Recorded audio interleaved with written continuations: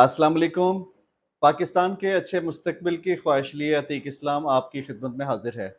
आज का मौज़ू हमारा ये होगा कि पाकिस्तान के अंदर रजीम चेंज की ज़रूरत क्यों पेश आई और इसका फ़ायदा अमेरिका को हुआ या पाकिस्तान की इंटरनल पॉलिसी को हुआ। ये आज का हमारा मौज़ू है।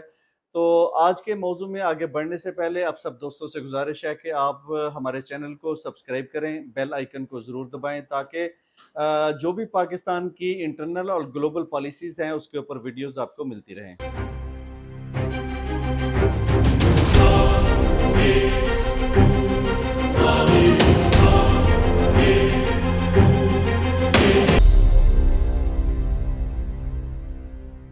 सबसे पहले तो हम इस बात को देखते हैं कि जब रजीम चेंज हुआ, तो रजीम चेंज के मुहर्रिकात क्या थे? पोज़ीशन ये थी कि 2018 में जैसे ही इमरान खान की यहाँ पर हुकूमत आती है पाकिस्तान में, तो उसके बाद से एक फ़िज़ा बन गई कि अफ़गानिस्तान के अंदर जो 44 के करीब नेटिव ममालिक थे, उनको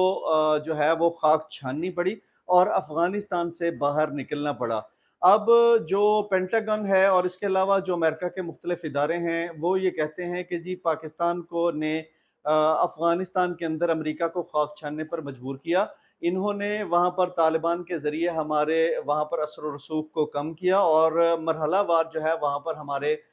जो ग्रोहों का चुन-चुन कर ख़ात्मा शुरू किया और हमें वहाँ से निकलने पर मजबूर किया। लेकिन अगर हम इस चीज़ को भी मान लेते हैं कि यहाँ पर ये काम हुआ, तो मैं कहता हूँ कि ये बिल्कुल ठीक हुआ। उसकी वजह ये थी कि पाकिस्तान के अंदर जो मामला चल रहा था अफ़गानिस्तान के अंदर, मामला ये था कि अफ़गानिस्तान के अंदर जो इन्फ्लुएंस था पाकिस्तान का वो बेहद ज़रूरी था। क्योंकि वहाँ से जो भी अफ़गानिस्तान के रास्ते से टीटीपी यानी तहरीक-ए-तालिबान पाकिस्तान आती थी और यहाँ पर दहशतगर्दी की कार्रवाइयाँ होती थी और पाकिस्तान जो है वो दहशतगर्दी की लपेट में रहा 10 साल तक। क्योंकि 2002 से लेकर 2020 तक जैसे ही नेटिव के ममालिक यहाँ पर रहे तो पाकिस्तान दहशतगर्दी का शिकार रहा। तो इमरान खान की हुकूमत आने के बाद उनको यहाँ से निकलने के लिए मजबूर किया। लेकिन उसके फ़ौरन बाद अब यहाँ पर गेम ये होती है कि अफ़गानिस्तान के अंदर मौजूद क्यों रहना चाहता था अमेरिका? कहते हैं कि अफ़गानिस्तान के अंदर 1 खरब डॉलर से ज़ायद की लिथियम मौजूद है। अब आपको तो पता है कि लिथियम जो है वो सारी की सारी मोबाइल में यूज़ हो रही है और इलेक्ट्रॉनिक्स प्रोडक्ट में यूज़ हो रही है। इसमें जो मुख्तलिफ एनालिस्ट हैं दुनिया के वो ये कह रहे हैं कि अगर सऊदी अरब जो है वो तेल का बादशाह है तो लिथियम का बादशाह अफ़गानिस्तान है। तो लिथियम चूँकि दुनिया में सबको से ज़्यादा ज़रूरत जो है वो चाइना को है और लिथियम की सबसे ज़्यादा ज़रूरत जो है वो अमेरिका को है। तो इन 2 मुल्कों को जब सबसे ज़्यादा ज़रूरत है और इसी अफ़गानिस्तान के अंदर से अगर अमेरिका 44 ममालिक समेत यहाँ से बाहर निकल गया और बाहर निकाला इमरान खान की पॉलिसीज़ ने, तो ऑब्वियसली ये एक बहुत बड़ी वजूहात थी कि अफ़गानिस्तान में दरवाज़ा बंद किया अमेरिका के लिए इमरान खान ने। तो इमरान खान चूँकि जो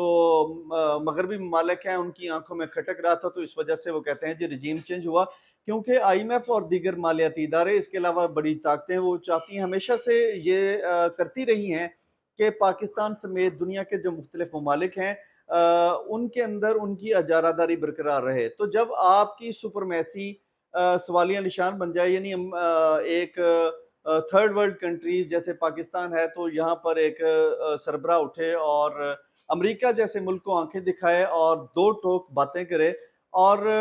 अफ़गानिस्तान के अंदर उनका जो है बिल्कुल सफाया करके रख दे, जहाँ पर जो है वो कहते हैं कि एक मादनियात की जंग है, एक वसाइल की जंग है, अमेरिका भी इसलिए वहाँ पर आया था। तो ऐसे हालत में मेरा ख़्याल है कि यहाँ पर जो है वो कामयाब होना इमरान खान का वो ठीक नहीं था। इमरान खान के लिए इसी वजह से यहाँ पर मामला बना कि यहाँ पर जो है वो रजीम चेंज हुआ। लेकिन रजीम चेंज करने के बाद अब जब अवाम जो है वो खुलेआम इमरान खान के पीछे आ गई और तकरीबन सर्वे हमें ये कह रहे हैं कि 90% तक पाकिस्तान के अंदर लोग जो है वो इमरान खान के पीछे चल पड़े हैं। तो पाकिस्तान के अंदर एक आपको पता है कि जो सुपर पावर है पाकिस्तान के अंदर एक एस्टेब्लिशमेंट की ताकत है जो ये कहते हैं कि अमेरिका की मर्जी के साथ इन लोगों को इम्पोर्टेड हुकूमत को लेकर के आए थे।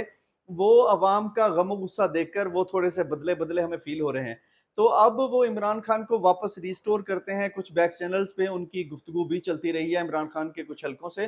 तो अब वो कहते हैं जी इमरान खान की जो गुफ्तगू है वो एस्टेब्लिशमेंट के साथ कामयाब हो चुकी है। चूँकि 90% लोग पाकिस्तान के अंदर इमरान खान की बैक पर खड़े हैं, तो इसी चीज़ को देखकर एस्टेब्लिशमेंट समेत बहुत सारे हलके जो हैं, वो परेशानी का शिकार हैं कि अगर इमरान खान को नहीं लेकर आते, तो बहुत ज़्यादा प्रॉब्लम हो जाएगा। अब अमेरिका के अज़ाइम भी थोड़े-से बदले-बदले लगते हैं क्योंकि उन्होंने सबसे पहले इमरान खान साहब ने इस खदशे का भी ज़िक्र किया था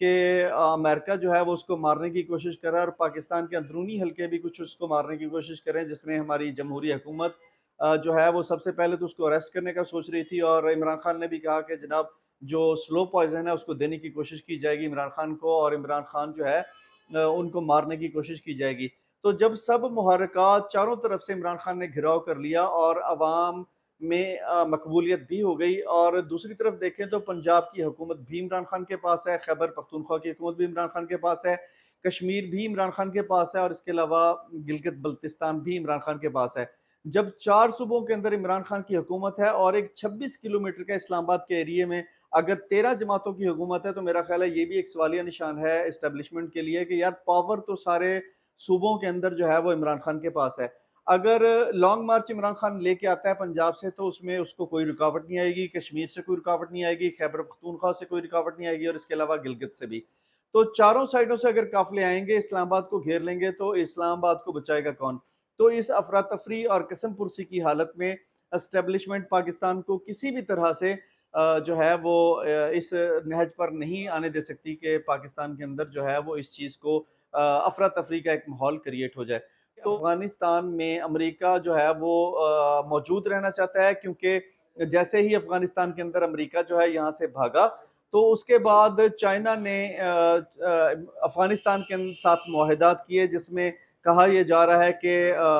इमरान खान ने मुआहदे करवाए यानी जैसे ही यहाँ से नेटिव ममालिक गए, अमेरिका गया अफ़गानिस्तान से, तो उसके बाद चाइना की हुकूमत ने तालिबान के साथ मिलकर मुआहदे किए कि यहाँ से जो यूरेनियम है, जो लिथियम है, वो हम निकालेंगे। तो जैसे ही 12-13 मुआहदे सामने आए तो अमेरिका ने कहा कि हम 20 साल यहाँ पर क्या झक मारते रहे हैं कि हमने इतना ज़्यादा यहाँ पर इंफ्रास्ट्रक्चर बनाया और लोगों के लिए जो है सहूलतें बनाई, तो अब जब मलाई खाने का टाइम आया है तो वो मलाई चाइना खा जाएगा। तो इसी वजह से रजीम चेंज हुआ कि हम कभी भी चाइना को इस खित्ते में यानी अफ़गानिस्तान में कामयाब होने नहीं देंगे, क्योंकि ये सारी की सारी जो है वसाइल की जंग है। अगर वसाइल पर चाइना जो है वो छा जाएगा, चाइना कब्ज़ा करेगा तो हम किधर जाएँगे? तो इसी चीज़ को देखते हुए कि लिथियम की पूरी दुनिया को ज़रूरत है, ख़ासकर अमेरिका को ज़रूरत है। अगर लिथियम अफ़गानिस्तान के कब्ज़े में चला जाएगा और अफ़गानिस्तान में एंट्री का रास्ता जो है वो पाकिस्तान है, यानी पाकिस्तान के ज़रिए अगर आप पाकिस्तान से बिगाड़ेंगे तो अफ़गानिस्तान में नहीं जा सकेंगे।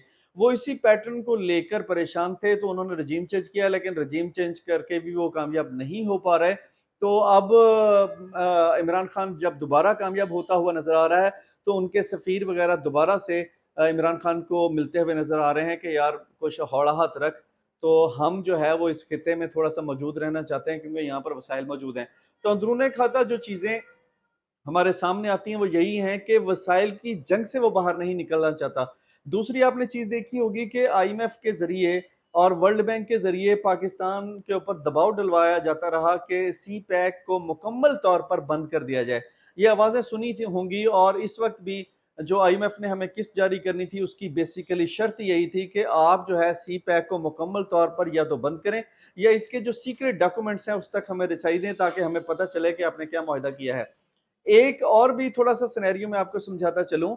कि चूँकि आपने जानते होंगे कि इंडियन ओशन के ज़रिए जो चाइना है वो तेल लेके जाता था सऊदी अरब से। सऊदी अरब से चाइना तक पहुँचने के लिए उसको इंडियन ओशन इस्तेमाल करना पड़ता था या खलीजी ओशन इस्तेमाल करना पड़ता था। तो वो रास्ता था तकरीबन 6000 किलोमीटर का। इस सारे रास्ते के अंदर अमेरिका मौजूद था, यहाँ पर मिडल ईस्ट के अंदर और मुख्तलिफ समुद्री रास्तों में अमेरिका ने बहरी बेड़े लगाए हुए हैं, तो वो आए गाहे-बगाहे चाइना को धमकियाँ देता रहता था कि आपका तमाम समुद्री रास्ता हमारे कंट्रोल में है, हम जब चाहें तुम्हारे कारोबार पे ज़रब लगा दें और तुम्हारा कारोबार होने ना दें, जिससे तुम्हें बहुत ज़्यादा मौशी नुकसान उठाना पड़ेगा और तुम्हारी दुनिया के अंदर एक जो सुपर पावर बनने की एक ख्वाहिश है, वो चकनाचूर हो जाएगी। तो इसी चीज़ को देखते हुए चाइना ने बहुत तेज़ी के साथ सी पैक तामीर किया क्योंकि गवादर से लेकर जो एक चाइना तक सी पैक बना है, वो तकरीबन उससे तमाम रास्ता 6000 किलोमीटर से घटकर 1800 किलोमीटर का रह गया है, जिसकी वजह से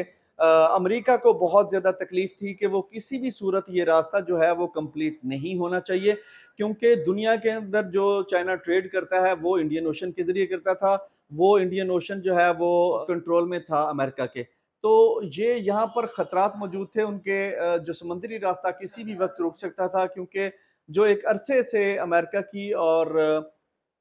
इसके अलावा चाइना की बिज़नेस वॉर चल रही थी, उसमें हमें ये धमकियाँ सुनने में आ रही थी कि अमेरिका कभी भी चाइना का जो समुद्री रास्ता बंद कर सकता है। तो ये रातों-रात रास्ता तामीर करने की वजह यही थी कि यहाँ से दुनिया के 70 से 80 ममालिक को हम बिज़नेस ट्रेड कर सकते हैं सी पैक के ज़रिए, और वही सी पैक पाकिस्तान से होकर गुज़र रहा है। यानी कि अगर आपने अफ़गानिस्तान के अंदर कामयाब होना है अमेरिका ने, तो ऑब्वियसली एक उसका जो बड़ा रास्ता है वो पाकिस्तान है। पाकिस्तान के के साथ अगर अमेरिका बिगाड़ता है,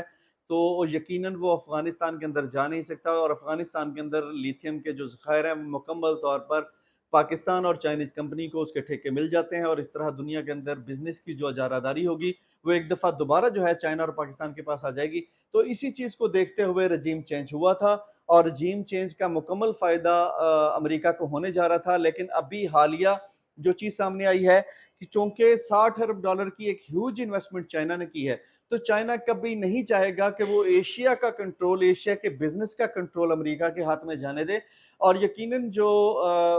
अमेरिका की कश्ती में सवार होके आए थे, वो बहुत भोले लोग थे, वो बहुत कमज़ोर लगते थे, क्योंकि उनकी जो सारी इन्वेस्टमेंट है, उनका सारा पैसा जो है, वो यूरोपीय ममालिक के अंदर है, अमेरिका के अंदर है, और इसके अलावा बरतानिया के अंदर है। वो ये चाहते हैं कि हम उनके साथ मिलकर जो है वो शायद अपने पैसे को भी बचा सकते हैं, और पाकिस्तान की पॉलिसी को भी जो है बदल सकते हैं। लेकिन ऐसा हरगिज़ नहीं हुआ। इस पाकिस्तान के अंदर अगर पॉलिसी चलेगी, तो वो उस मुल्क की चलेगी जो पाकिस्तान को आगे देखना चाहता है, आगे बढ़ते हुए देखना चाहता है। और आगे अगर बढ़ते हुए देखना चाहता है, तो वो चाइना है, क्योंकि चाइना किसी भी मुल्क की अंदरूनी पॉलिसी में मुदाखलत कभी नहीं करता। अगर वो मुदाखलत करता है, तो वो जब सर से पानी गुज़रने लगता है, उस वक़्त करता है। तो यकीनन जिस वक़्त अमेरिका ने और आईएमएफ ने कहा कि आप सी पैक को बंद करें, तो उस वक़्त जो है वो इनकी मुदाखलत, मेरे ख़्याल है खामोश मुदाखलत सामने आ रही है। और इस वक़्त जो अमेरिकी इम्पोर्टेड लोग हैं, वो यहाँ पर हमें जो है कमज़ोर होते हुए दिखाई दे रहे हैं। इस वक़्त हमें सुनने में यह है कि इमरान खान की